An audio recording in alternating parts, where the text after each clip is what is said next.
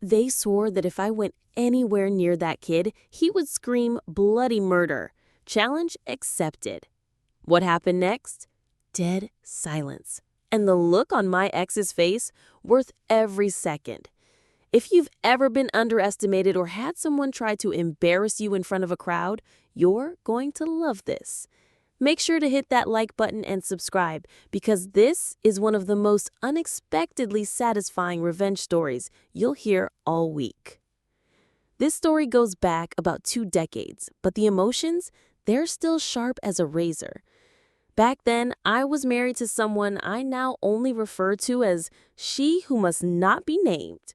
Calling her difficult would be a compliment she doesn't deserve. She was the kind of person who could turn a sunny day into a thunderstorm just by walking into the room. She lied, she cheated, she tried to pit friends against me, and even worse, she tried to turn my own children against me. You don't forget that kind of betrayal. You don't forgive it either. Eventually, the marriage imploded. She lost custody, visitation, and parental rights entirely. I became a single dad to my youngest son. She vanished from our lives, or so I thought. Fast forward a few years, my older son comes into town. My daughter is home with my youngest, so he and I decide to grab lunch together. We're driving, chatting, tossing around ideas of where to eat. He finally exits onto a road I know well, and we end up at a Mexican restaurant I've always liked.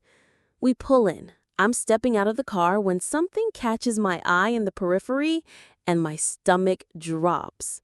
It's her, my ex, and her entire circus of a family, 7 or 8 of them crammed into one table.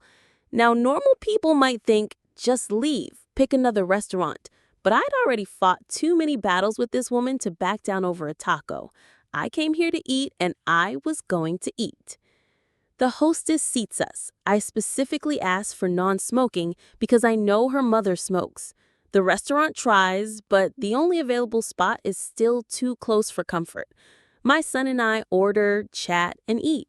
Their table, absolute chaos. Drinks spilling, voices raised, arguments flying like dodgeballs. If you looked up dysfunction in the dictionary, you'd see that table. We finish our meal. My son offers to bring the car around so I can avoid brushing too close to the madness.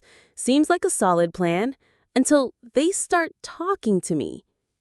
Apparently, my ex had 2 more kids since our split.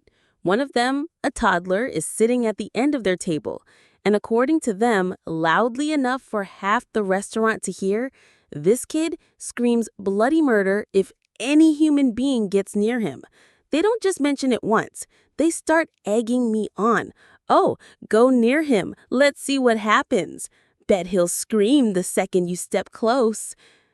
It's obvious what they're doing. They want me to be humiliated. They want the whole restaurant to watch me walk over, the kid screaming, and me slinking out looking like the bad guy.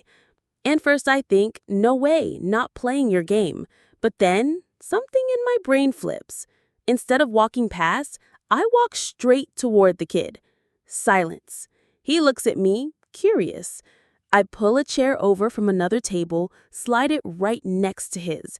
The entire grifter family freezes, dead quiet. There's a stack of drink coasters in front of us. I split them in half and hand him his stack like we're about to play cards. He studies them wide-eyed.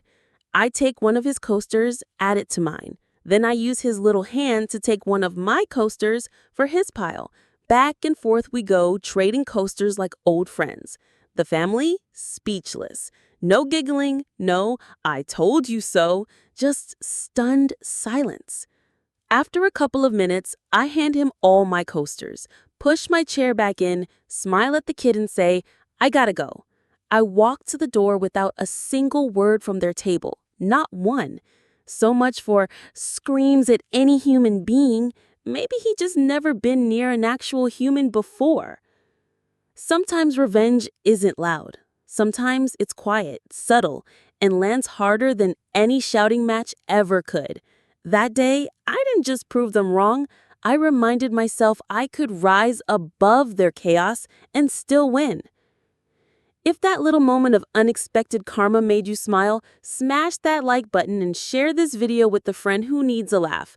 And tell me in the comments what's the most satisfying revenge you've ever pulled off. Subscribe for more stories that prove sometimes karma just needs a little push.